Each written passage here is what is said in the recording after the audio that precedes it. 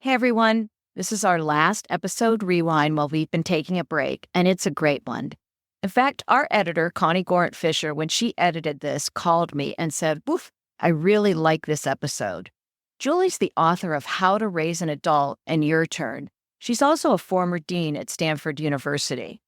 But she really dives deep into the challenging world of raising children into responsible adults. She discusses the societal pressures that implore parents to hover, the pitfalls of overparenting, and so much more. I think you'll really like this episode.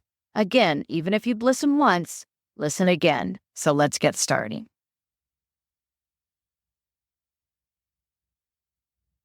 It's not you can be anything you want. It's if you work really hard, you have a good chance of being what you want. It's that the condition precedent is hard work and get yourself back up when you fall. Hard work ethic plus resilience will get you far. Like we believe in you, we believe in your dreams, but you have to work your tail off to achieve them. I think that's what was missing for a lot of millennials. I hear them talking about it. It was like they said we could be anything. It turns out it's much harder than that. Yeah, it is much harder than that. Welcome to another episode of Bite Your Tongue, the podcast. Before we introduce today's guest, I'm so happy to announce I have a guest co-host with me. Welcome to Erica Gardner-Gray. She's been an avid listener of the podcast since we launched and reached out to me with some thoughts and suggestions about the episodes. I love so many of her ideas, so on a whim I asked her, would you like a turn at being the co-host? She was a little bit reluctant, but she agreed. I'll let her tell you more. Welcome, Erica. Can you let listeners know a little bit more about you before we begin? Thanks, Denise. You're right. I was reluctant, and I'm still a little reluctant, but it's a thrill to be here with you today as your co-host. I've always been somewhat of a self-help book junkie, and I was so delighted when my friend Debbie told me about Bite Your Tongue. It's perfect for my current stage of life, and I found it both provocative and entertaining and enlightening. Larry, my husband of 39 years, and I have two sons, both in their 30s. One of them is married and has a 5-year-old and a 4-year-old, and the other one is still single. So you can see how many of the topics on this podcast are relatable for me. After my prior career in medical corporate America, and more recently as owner of my own interior design firm, this opportunity is a welcome change. But enough about me. Would you like to introduce our guest? Absolutely. Thank you so much, Erica. I'm thrilled to have you. I didn't realize you've been married 39 years. I've been married 39 years too. So we've got something in common. And also 2 young adults about the same age, although one's a girl and one's a boy. So no wonder we like each other. Anyway, I want the listeners to know at the end of the episode, Eric and I are going to share some of our favorite podcasts that we think you all might like. But let's get started. Today, we are so pleased to welcome Julie Lythcott-Haims. What an honor this is for us. If you look at Julie's website, it says, I root for humans. She believes in humans and is deeply interested in what gets in our way. Her work encompasses writing, speaking, teaching, mentoring, and activism. She is the New York Times bestselling author of How to Raise an Adult, which gave rise to the popular TED Talk, and I'll link that in our episode notes. Today, we're going to talk to her about her new book called Your Turn, How to Be an Adult. It's been called groundbreakingly frank. Julie holds degrees from Stanford, Harvard Law, and California College of the Arts. She lives in Palo Alto, California, with her partner of over 30 years, their itinerant young adults, and her mother. Welcome, Julie. Is there anything else you'd like to share about yourself before we get started? Oh my goodness. I guess just that I'm a parent of a 24 and a 22-year-old, and I'm still figuring that out. Even though I'm a so-called expert in some ways on parenting, I want folks to know I am in it with you. I am undoing and repatterning and figuring stuff out. So everything you hear me say, don't take it as critique.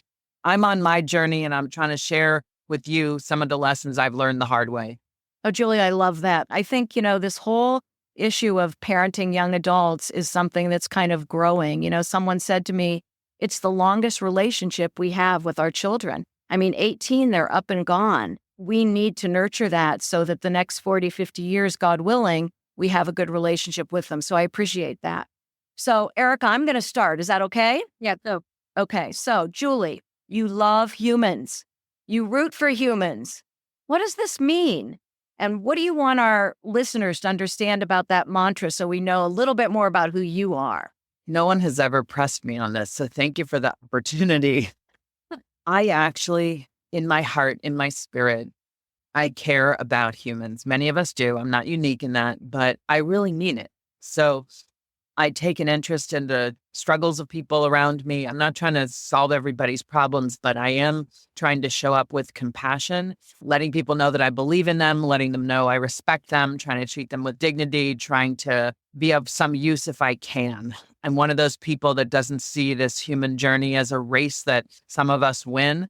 I actually think we don't win unless we all get there.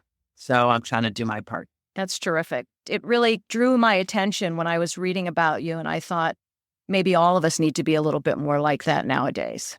Nice. You've written many books, but the two we're going to talk about today are titled How to Raise an Adult and Your Turn. One is a message to parents about how to raise responsible adults, and the other is a message to all of us who grow up to be an adult.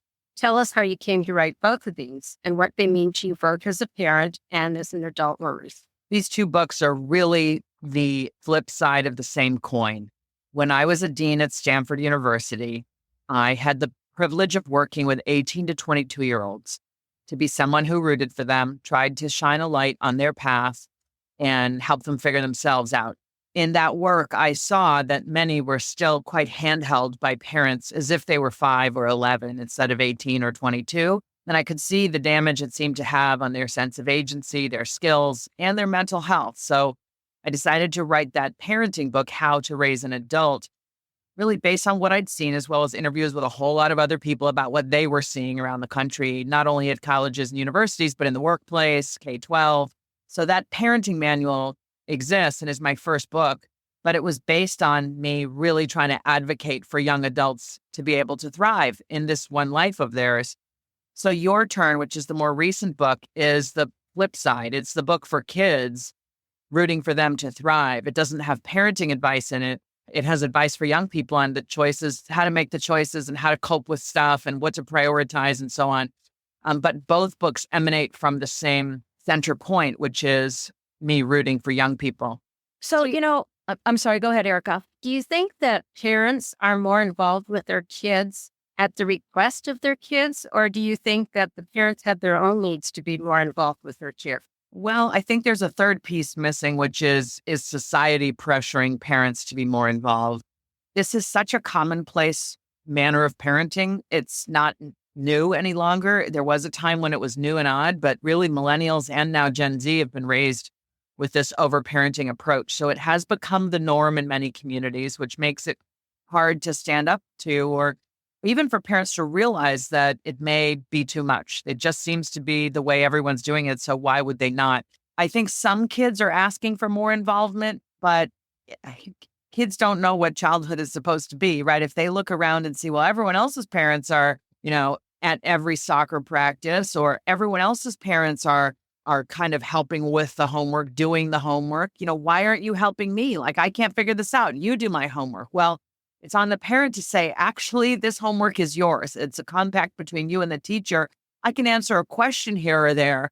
I can give you feedback. I can try to give you advice, but I'm not going to do your homework, no matter how many other parents are sort of lightening the load by finishing it for you. That's wrong. It won't help you grow to be a better student or a better grown-up one day. So it's not on kids to know that parental involvement is too much. It's on us as parents to really, I think, summon a memory from the 80s or the 70s or the 60s or the 50s when we were being raised and say, like, wait a minute, my parents were doing my homework. What am I doing? My parents didn't even know I went to take the SAT. Right. And now they're taking 15 classes before they take the SAT. This also goes to what you talk about. Sometimes a kid is the pet project of the parent and they're raising them to be X, Y, or Z. And you also talk about this whole issue of perfectionism and parents seeking perfectionism. And that puts a lot of pressure on the kid. How does the parent that maybe was involved? So here we're talking to parents of adult kids. They could be anywhere from 18 to 35, because honestly, I'll get to that later, how long adolescence is taking these days. Right. What do we say to parents of adult kids that can't let go and still see their child as their pet project or this yearning for perfectionism? What are the steps they can take? Well, I'm going to answer this question with what I should have said also in response to the last question, which is one of the reasons we do this. And I say we because I have done it. We overparent our adult children out of our own ego's need to be useful, to matter, or out of deep anxieties that we have about ourselves. So we've got to treat that kid like the project or the dog in the dog race or the thoroughbred going in the Kentucky Derby. Like, I will feel better about myself when I can say to my peers, my child has achieved this, is a graduate of that, is in this career, right? Our need, something is unwell or incomplete or not enough within ourselves such that our child becomes the evidence of our worth, which is incredibly unhealthy. For ourselves and the kid. Yeah, absolutely. Absolutely. So I'm here to say we can change. My partner, Dan, and I have been hard at work doing what I call repatterning with our 24-year-old, our eldest, with whom we were way overprotective, tried to make life easier because he was really a wonderful kid, but also very sensitive. We just tried to smooth the path, take the tough things away. Well, he became a young adult who can't handle the tough things. And we realized, no, the loving thing is to empathize with whatever the struggle is and then empower by evincing confidence that one day it won't be this hard. So now the family mantra is, you know what, this looks hard, but you do hard things. Smile, walk away. And my little heart is pounding as I walk away because I want to, make it easier for that kid. But the more I practice it, the more confident I get. And the more I see him light up with, oh, my mother believes in me, instead of, oh, my mother doesn't believe in me. Thank goodness she's there to do it for me. I think finding that middle ground is really, really hard for a lot of us. Yeah. We just interviewed Lawrence Steinberg, who wrote this new book I'm sure you've heard of, You and Your Adult Child, How to Grow Together in Challenging Times. And he really talks about how adolescence is lasting until 26, 27, 28.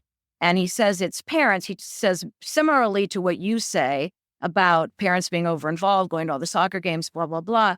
But also, he brought up a lot of very empathetic for the world these kids are growing up in today, meaning that one of the things he said was real estate's growing 4 times more than salaries. It's very hard to get a foothold. So how long do you support? How much do you support? What's that happy medium, like Erica said, that we have to meet? How do we get there? Yeah.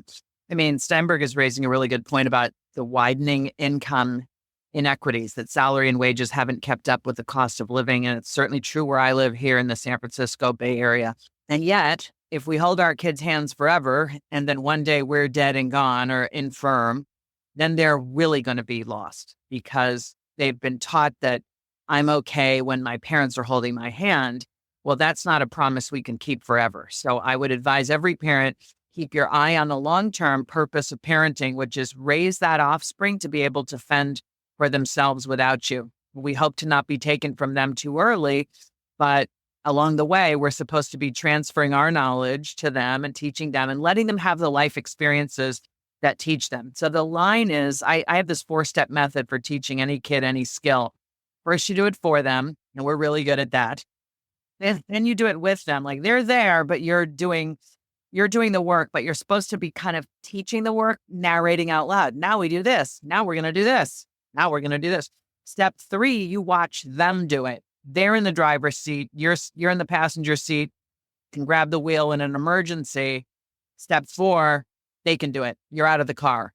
And you've confidence. You both have confidence that they've practiced through steps 2 and 3 enough. They know how to do it. So in other words, you don't leave them, you don't drop them cold turkey.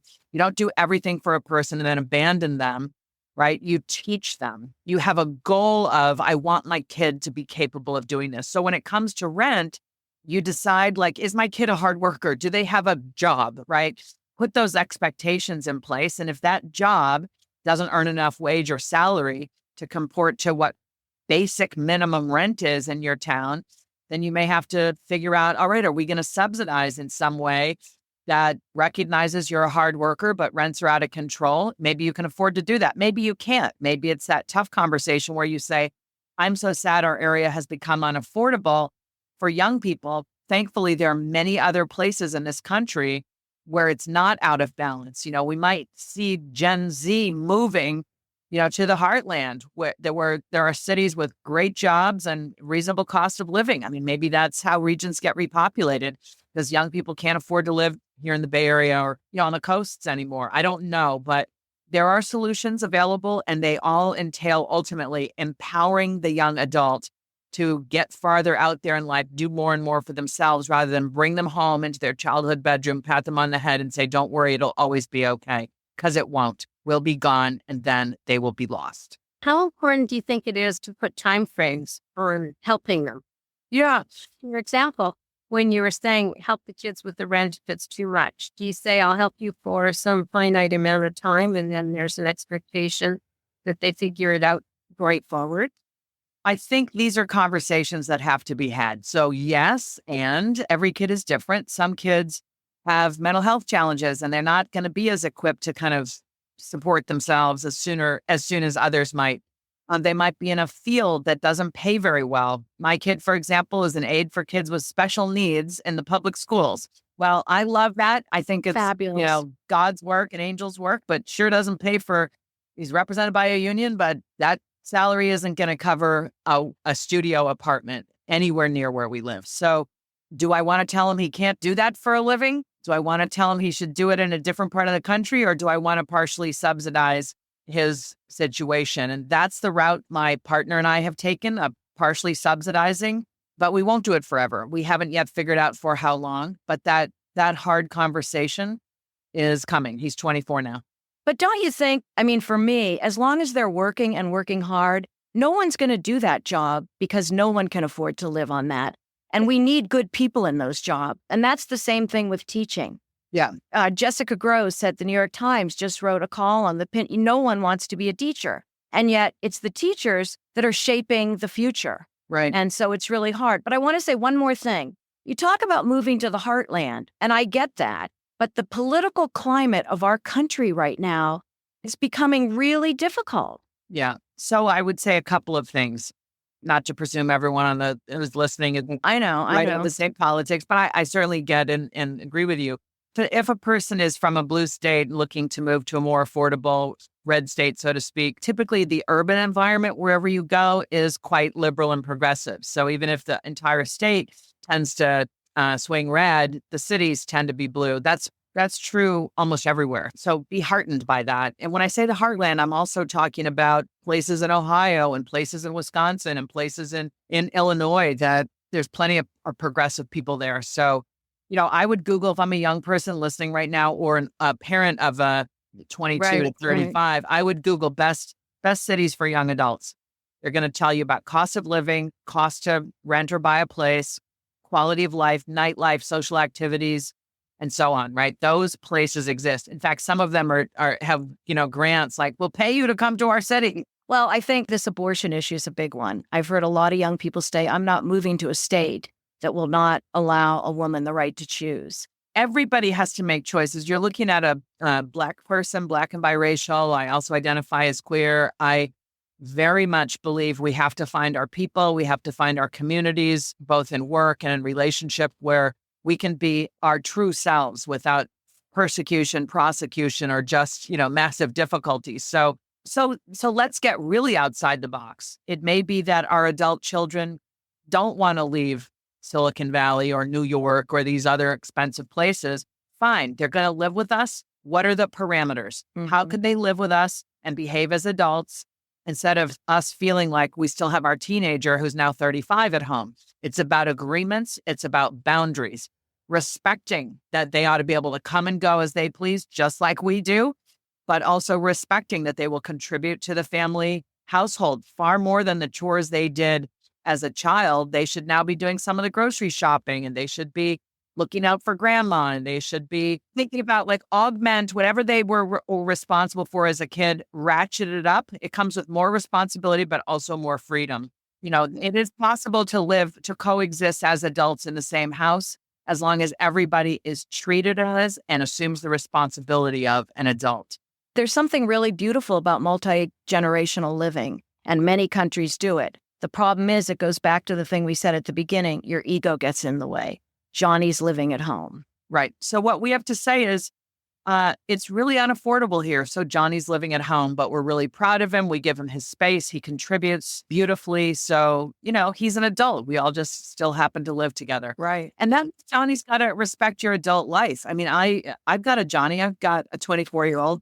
For us, he's the aid for kids with special needs. We charge him rent that is 1/3 of his gross income because that's what the formula is. But we're saving that money for him so that when he's ready to go get an apartment, he's got some saved for a security deposit and first and last month's rent, right? It's all in furtherance of that one day. But we also had to say to him, could you and your friends maybe play D&D at someone else's house? Because we kind of need some alone time. And he was like, oh, we're like, I mean, we lost our empty nest. We miss that. And it's important to be able to have this conversation instead of, well, I guess our life is deferred until our son gets his situation worked out. Like, no, everybody matters. Be able to speak as frankly as you can, agreements, boundaries, commitments, gratitude. Thanks so much, son, for taking care of the dishes when it was my turn. I really appreciate you. Just like you would say to any adult. That leads you to that good question, Erica, that we talked about. Yeah. In your book, you quote Madeline Levine's message that we should support our kids in being who they are by giving them the opportunity to fit the kid as opposed to trying to make our kid fit our notion of who they should be. With many adults today, that trial and error of our kids seems to be going on a long time. How long do we support it? And when do we have some responsibility to point out the obvious financial ramifications of continuing to try things on? Yeah. It's case by case, fundamentally, I mean. Humans want to be successful. They want to create things. They want to do things with their hands or their body or their brains. We feel great satisfaction from work if it's work that, we're good at and we love. So we want to be pushing our kids. We want to set that expectation that it is not a thing for you to want to live here forever. It is not a thing for you to just like we make dinner for you night after night and you sit on the couch. Like, you've got to get out there. And a kid who doesn't want to get out there might be dealing with some depression or some anxiety. Get that treated, get that worked on because they ought to be yearning. They ought to be yearning for independence and freedom and responsibility and all that. They ought to be yearning to live with peers instead of with us. So we've got to signal that those things matter and are important. We've got to say, like, in a year, I don't think you'll still be living here, certainly not in 2 years, right? I one time heard someone say, and this was when my kids were like in high school, maybe going to college, you want a loving environment at home, but not too comfortable. Right. Meaning they can't go out to a bar and bring home a guy or a girl to spend the night and you're open to that because sometimes the main reason they want to leave is to have sex. I know that sounds terrible to say, but they don't want their mom and dad or mom or whoever it is, their guardians, knowing what they're doing all the time. So if you allow too much and make it too comfortable, it might be even harder for them to leave. I don't know. What do you think about that? Well, that's a really good point. And I think modern parenting is, there's an upside. There's a downside to the closeness, too much hand holding, too much hovering. But the upside is we know them, they know us. We really like each other. We're more likely to know the names of their friends, their teachers, and so on. So then it's harder to say, like, you can't be who you are in this home. I don't care if you're in a relationship, not in my house. We aren't the my way or the highway. Children are to be seen but not heard generation. We're much more permissive. So you're absolutely right. We can't make homes so cushy that they would never want to leave. They're supposed to want to fully get their own life because they're sick and tired of living under our house and our rules. That's a real heavy lift for this generation of parents. I respect the challenge of it, but I also really appreciate the wisdom of it. Have you ever thought what it would be like to be a cop? Well, not just any cop, a Texas cop. Well, we have the show for you. TMPA's Blue Grit Podcast, the voice of Texas law enforcement, where we share intense stories, yes, the good ones and the bad ones. We also share information and have good discussions about how we can improve this profession. So what are you waiting for? Grab that gun belt and come ride shotgun with us today. Available on YouTube and where you get your podcast.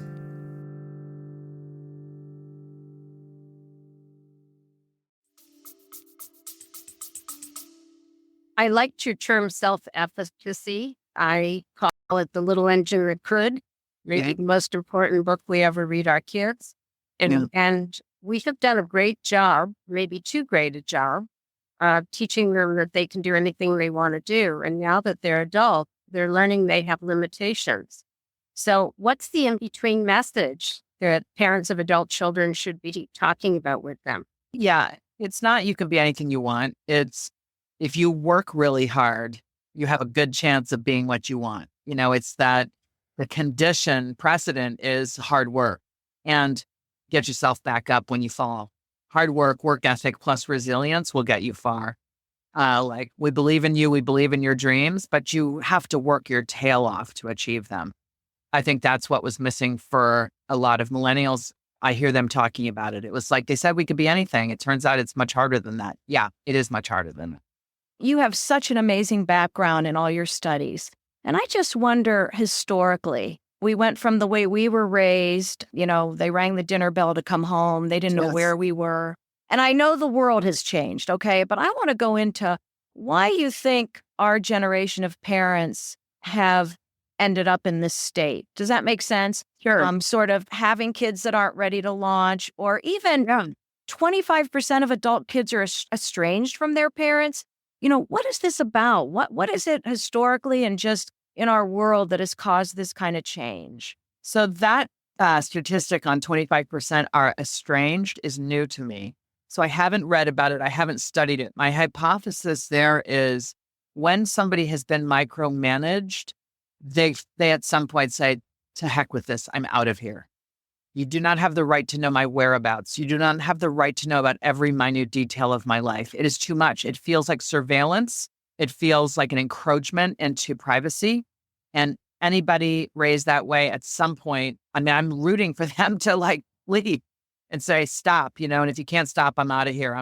And so I'm guessing that there is some element of that 25% that has had it. Like, I am not your dog on a leash. And if you don't realize that, then I'm going off leash. I hope they're still open to their parents learning and growing and being willing to kind of forge that healthy relationship one day. But who knows? Look, here's how it started. Overparenting, or what we call helicopter parenting, micromanaging parenting, actually began in the 80s. The term was coined by 1990 based on what had changed in the 80s. And it was these things. We started bubble wrapping their entire lives in the 80s. Little guards and protectors on everything. Prepare the road for the child instead of preparing the child for the road. It was like, we are so worried. We're always going to have a helmet on you or have a bubble wrap on the edge of the sharp thing or the corner. So we got very overly concerned about safety. Instead of letting the physical environment teach the kids how to use their bodies, it was like, no, let's just bubble wrap everything. We became very sort of show up at not just games, but practices for soccer and, you're amazing and you're great. And, oh, congrats, you swung a bat. Like, we became these overpraising people and made, kids like, my parents always here. And my parent thinks I'm great. And my parent's always going to handle everything. We created the play date. Instead of kids going out and finding kids to play with, it was, that's not safe. Don't do that. I think it was frankly a commentary on women in the workplace in the 70s. Like, no, now we have to have every hour after school arranged by parents, structured by parents or some third party. Stranger danger was born. Don't talk to strangers. You never know what could happen. So we've got this overbroad rule that has led to rudeness in kids. Like, you say hi on a sidewalk, they look at you like you're a creep. Well, they're not learning how to interact in their environment. And they're learning to be afraid of their environment. So all of this, these kids who had the first play date in 1984 were the first kids to come to college in the late 90s with parents who could not let go, still wanted to be involved in interpersonal, still wanted to talk to authorities on their behalf, still wanted to hold their hand and handle the problem solving and all of that. So we do it because now it's the norm, but we also do it because of this ego need to feel useful and validated. It's sort of become the hallmark of modern parenting is, look what I achieved for my kid today, instead of this pride in like, I'm teaching my kid to do for themselves today. I understand what you're saying about that. That makes a lot of sense to me. And certainly the flip side of it, though, I'm wondering as you're talking, is the sense of responsibility to not shirk our duties. On one hand, yes, you can say it so their parents have their ego gratification, but sometimes for me, if I don't say something or I don't do something, I feel like I am letting them go too much and shirking my responsibility and being a bad parent. So it's so hard to balance those two ends of it. So here's where I want to say that kids who are raised by working class families often have to do more chores around the house, look after young children, maybe have a part-time job, start dinner. They have to do more work because their parents' job situation is nuts. And they emerge to young adulthood far more self-reliant, far more accountable and responsible than their more affluent counterparts who don't seem to know how to do anything because they've never been asked to do anything. Yes, there is at some point neglect. Like you were never there for your kid. You don't know where they are. You didn't show up. You didn't care, right? We don't want to be at that end of the spectrum, nor do we want to be acting like this is my pet dog and I'm going to carry them with me at all times. To be able to say to your kid, if you're busy, like pick the activity that's really important to you and I will be there. Can't be there all, and every single one. I work full time. I've got other kids. I've got other things, right? You show with your body language and with your actual language that you care. You praise them for the things they're doing well. I'm so proud of you for how you handled that. Good job for this or that. It's not that we have to always be there constantly cheering them on. They know that they're loved and valued when we pause in small moments and look them in the eye and let a smile light our face and say, it's so good to see you. How was your day? I love you. Can I get you a snack? It's too bad we don't see all that modeled around us because, I used to hear the phrase benign neglect. And sometimes some of the best kids raised with benign neglect, they felt loved. It just wasn't overpowering. I used to say, my kids are older now, but I wish I would have raised my kids the way I raised my dog. Go to your crate, it's said. Instead, I was always worried about how I was treating them emotionally and was I going to hurt their self-esteem? And what I really want to ask is, this isn't changing, Julie. You've written these books. People are talking about it left and right. But every time I bring this up or talk about it to even young friends and teachers, don't come into the schools now. It's worse than it's ever been. Is that true? I think COVID has certainly wreaked havoc on everything, of course. And I'm hearing from teachers that kids seem younger than ever.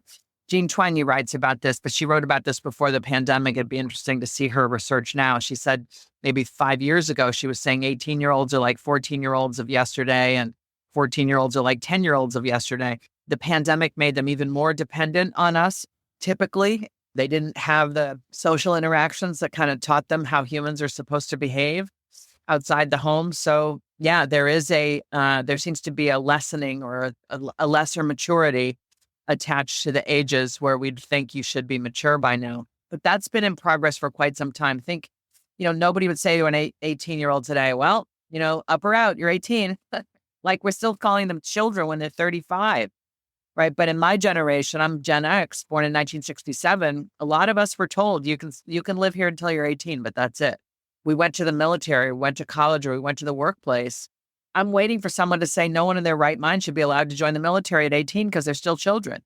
Some people believe that. And to look at Steinberg's work on adolescence, are they really old enough to make that decision? Has that much changed in them in terms of their cognitive and psychosocial, emotional development? I don't know, but I do think bigger picture, we have to be interested in our youth, learning the skills, the practical skills, the skills around human interaction, how to solve their problems, how to cope when things go wrong, how to get back up. I mean, what's to become of us if the next generation can't do those things?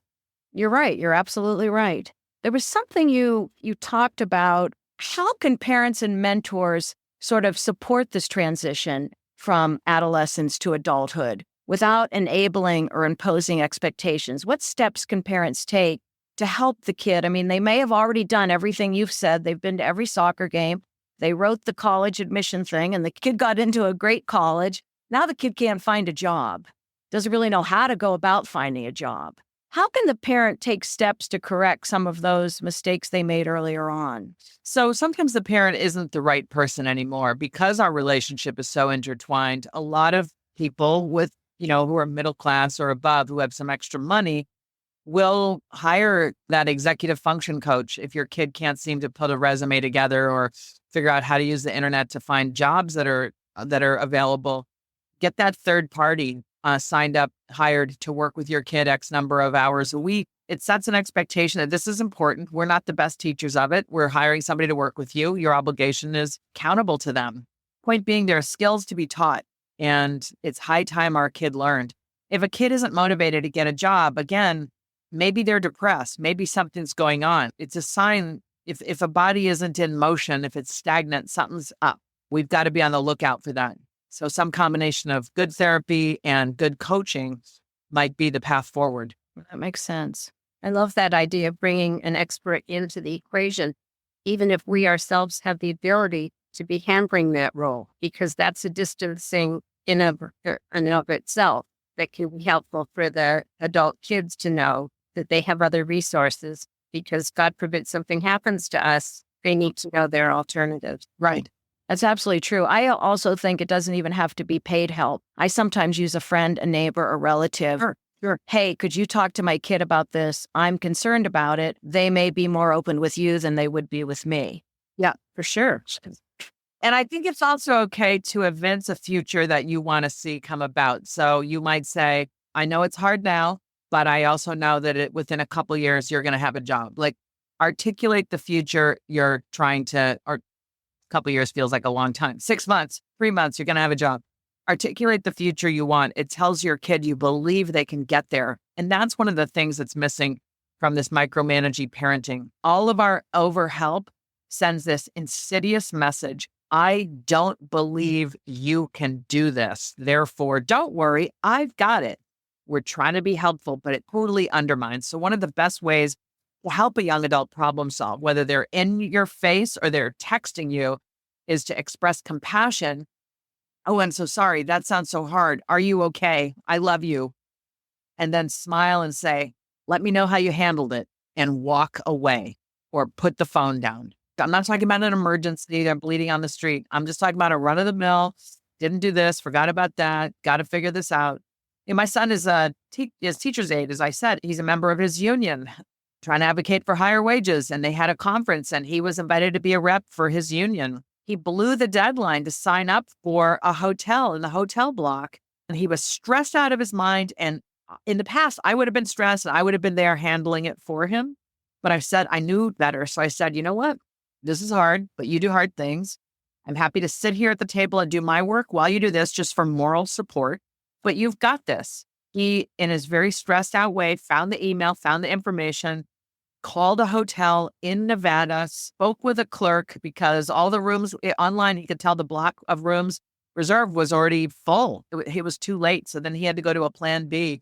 Boy, I could feel the stress slaking off of him. And I was really proud of myself for staying regulated. I wasn't trying to help, but I also wasn't mean or like, I told you so. I didn't do that. I just was present. And with my kind, silent presence, he felt rooted for. You don't seem like the silent type to me. Sorry, Judith. I'm not the silent type either, so I know how hard it is to bite your tongue. You want to jump in and talk to the clerk. Hi, thank you so much. He's my, right? No. I knew this moment was training him for the next one. And why was I going to deprive him of the opportunity to train and grow stronger? I love that kind, silent presence. I just wrote it down so that I can tape it up on my mirror or something. I'm going to practice that. Also write down, smile, and walk away, because it's our own need to be involved and solve it. Because, of course, we're older, we're educated, we've had life experience, we have connections, network. We can solve it. Like the time his plane got canceled. They canceled his plane coming home from college. And I was like, oh my gosh, what do I do? And then I was about to give a talk, or in the middle of giving a talk on this book. I couldn't. So I had to trust that my kid could handle it. And you know what? He figured it out. He figured out how to get rebooked, and he got a travel voucher for the inconvenience. And I would have deprived him of learning those lessons if I had swooped in and solved it. And I would say the thing I struggle with the most is I can say, you can do it yourself, smile and walk away. But I have to hold myself back from nagging.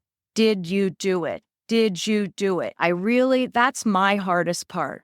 Okay, so let me tell you, I was giving a talk somewhere 3 months ago, and packed auditorium, mostly adults. I give my how to raise an adult parenting talk. I take questions.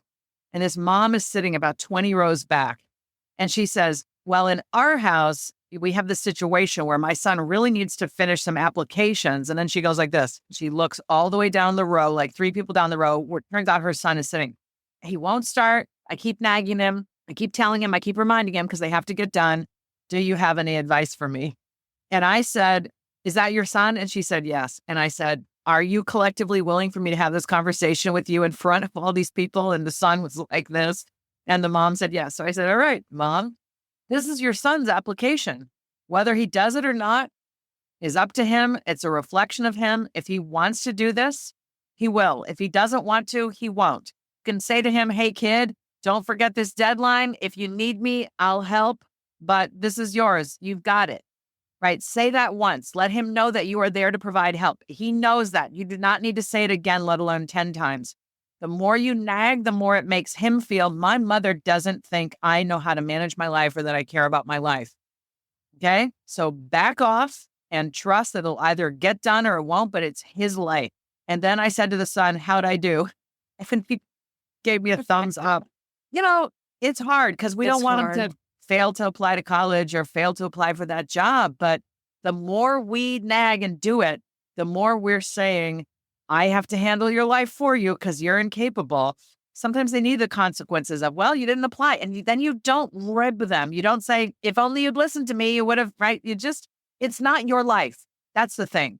You have to get out of like, I need this outcome. I need him to apply. I need him to pass this. Why? Right? You have your life. He has his. You can say, hey, you got to graduate from high school. And when you graduate from high school, I expect you to go to college or the workplace. Those are my rules. But how you get there is up to you because it's your life, not mine. Takes a lot of strength, but I get it. You talk about the importance of practicing gratitude, but we're in a culture that's constantly telling us to seek more. Lord knows social media is just, everyone wants to be the perfect everything. How can we balance appreciation for what we have without falling into the trap of complacency?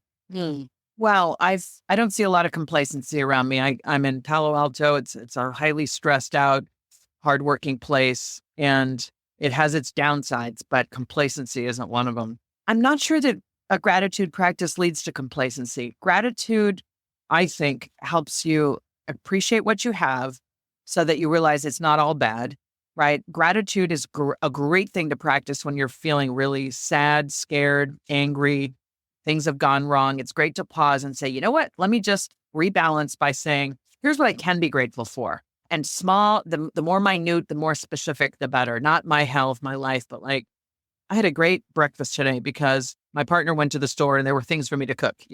I'm hearing clothes that I like. They're ironed, like they're clean. I'm grateful that my mother is a gardener and shading this beautiful garden. I'm grateful. You're really specific. I think gratitude helps us cope.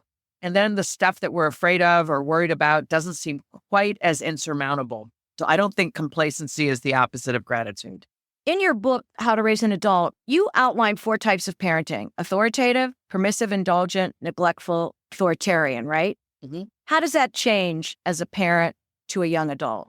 It doesn't. Nobody wants to be neglectful.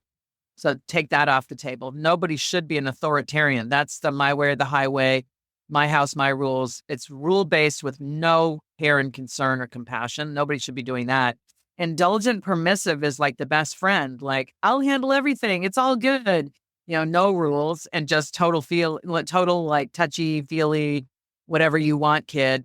The sweet spot we're supposed to be aiming for and should stick with is rules and expectations, but also high degree of care and concern. That's authoritative. Okay. We should have rules and expectations. How you teach them how life works. Pick up your clothes, do these dishes, contribute, pitch in. Come home at a certain time, right? Consequences if they don't do those things, but a high degree of emotional relating. How are you? Good to see you. I love you. How's that guitar you're always playing?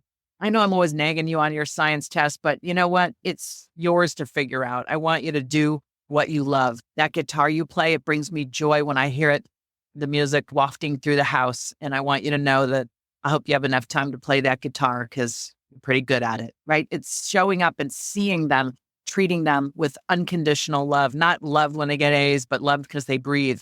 That's the authoritative parenting style. Never ends. Love it. I love it. Don't you love that, Erica? I do. And I'm thinking that though we're talking some about kids in grade, that even in adulthood, it's the same approach, the emotional support, the recognizing the achievements, the successes, and noticing them, I think is really important. I mean, I guess you asked when does it segue? And I said it never does. I think I'm wrong about that. I will amend that and say, look, you should only ever be an authoritative parent, none of the other three types. But once they become full-fledged adults, you're more of a loving coach who's on the sidelines to applaud, the director who sits in the audience and watches as their life unfolds. A director doesn't get up in the middle of a play or a musical and tell them they did it wrong, or fix it when it went wrong. They just say, well, let's let it play out. Like, be there, watch, enjoy, show up with love. Every time you step back, it makes room for your kid to step forward. I've heard it said that we're supposed to be consultant in adulthood. Yeah. And a lot of our listeners are parents of adult kids. And Yeah. what does a consultant do? Rates to be asked. Nice. Yeah. Let me tell you this. With my daughter, I'm a fixer. She's 22. I'm the sort of parent when she called during the pandemic, living off campus. Mom, I've got a paper due. I don't have my internet hooked up. My printer doesn't work. And I can't reach my landlord. I got to register my scooter in the state I now live in. And I was like, oh my gosh, Avery, don't register the scooter. She's like, Mom, I'm not actually asking. I just want a place to vent. And I'm thinking, like, how could you not ask? Other people ask me for advice. I wrote books. Like, I've been an authority in so many ways. And what I've learned now is when my kid vents, to say compassionate things. That sounds hard. I'm so sorry you're dealing with that. Are you okay? I love you. Do you ever say, is there anything I can do? Do you need any? Never. Pause is essential. And then with a smile in my tone of voice, I say, baby, do you just want to vent or do you need ideas? I'm here for whatever it is you need. In the olden days, I would say, do you want to vent or do you want ideas? People like advocating for the ideas. Like, do you want ideas? And I've learned that my tone of voice, I have to regulate myself, which is why the pause after the compassion, and maybe even pause so long that she says something else. And then when it's my turn next, I'll say, you know what? I have some thoughts. Happy to share them if you want. You let me know. Like, I am dying to share my thoughts, of course. But here's what's happened over the couple of years I've been practicing this. Now, it used to be, she's like, nope, I'm good, Mom, thanks, right? She did not want my ideas, probably because I've stuffed my ideas down her throat all her life. Now, when I say, do you want to just vent or do you want some ideas? She's like, oh, Mom, I want all your ideas. This is my example of I have backed myself sufficiently away such that my daughter does not feel like I'm trying to lead her life or that I don't trust that she can. So now she can come forward. In pulling a little bit back, I have drawn my daughter closer. And I have hit this sweet spot with this kid finally that I wouldn't trade for anything. Lucky you. I shouldn't say lucky you. You've worked hard at it. We've worked at it, and she's been great. That's exactly right. I've tried to learn and grow for sure. Yeah. And I think we're all learning and grow. That's what this whole podcast is about. But before we wrap up, Julie, at the end of every episode, we always ask our guests to leave our listeners with one or two pieces of advice that we want them to take away. It can be something you've said before. When they press done on the podcast, what do you want them to really hear from you? I want you to hear that I'm rooting for you, that we are all a work in progress. And as much as I'm an expert, I have to work on some of my parenting stuff almost every day. And I believe in you. You can do the work. Figure out why you're so anxious about your kids' outcomes. Figure out why you're so worried about other people's judgment. Your kid wants you to do the work, the therapy, the working your stuff out so that they have a healthy parent who's got their act together and can be that wonderful consultant or coach in their lives. So it takes work, but you're capable of the work. And I know it because I'm doing the work too. Thank you so much. Erica, do you have anything else to add at the end here? I guess my take home from a lot of what I read in your books and what I heard you say is that overhelping causes harm. That's right. It leaves the kids without the skills and the strength to take care of themselves. And I think that's a good lesson for all of us. Erica, I appreciate that. I like to say overhelping undermines. I think that helps people. Sort of overhelp undermines. I love all your little words and terminologies, all of it. Thank you. Appreciate it. We really appreciate your taking the time to chat with us today. My pleasure. Julie, it's been great. Erica, thank you for coming in and joining me. I know it was your first time. It's hard to jump in like this, but you did such a great job, and I really, really appreciate it. Thank you. I appreciate being able to be with you and to meet you, Julie. It's been a real honor. My thanks to you both and to everyone who listened to us. I hope you got something you can take with you. It's great. Erica So, do you remember at the beginning of the episode, I mentioned to our listeners that you and I would share some of our favorite podcasts? Well, I just returned from this huge podcast convention and met a handful of great podcasters who focus on us, the 50-plus crowd. I loved many of the shows, but wanted to tell you about one in particular that made me laugh. It's a make-believe camp where these three self-proclaimed old guys dispense rocking chair wisdom, that's what they call it, rocking chair wisdom, on topics like how to start exercising again, ChatGPT for seniors, and lots of other great stuff. I think it's funny and informative. I loved their recent Jimmy Buffett tribute. Also, this is kind of odd, but as a woman, I loved hearing what the old codgers were chatting about. So visit their website at campcodger.com, or of course, listen to an episode wherever you find your favorite podcasts. So Erica, do you have a favorite you might want to share? Well, Denise, I seem to be in the car a lot, and that's my best time to listen to podcasts. I've been listening lately to a lot of retirement podcasts because I think listening to what people do with their own lives helps with our balance of being less involved with our kids' lives. It gives me ideas of what I might want to do, and it also tells me clearly what I don't want to do. The Retirement Wisdom podcast, hosted by Joe Casey, is the one that I've been following. Retirement Wisdom with Joe Casey. All right, I'm going to tune into that one because I love listening to stuff like that. Well, thanks again to Erica Gardner-Gray for joining me today. And as I always say, please follow us on social media and send us your ideas for episodes at biteyourtonguepodcast.com. Thank you again to Connie Gorant-Fisher, our audio engineer, who continues to work her magic. And of course, thank you to you, our listeners. We certainly would not keep going without you. We hope you enjoyed Julie as much as Erica and I did. Enjoy 2024. Make it your best yet. But remember, sometimes you may just have to bite your tongue.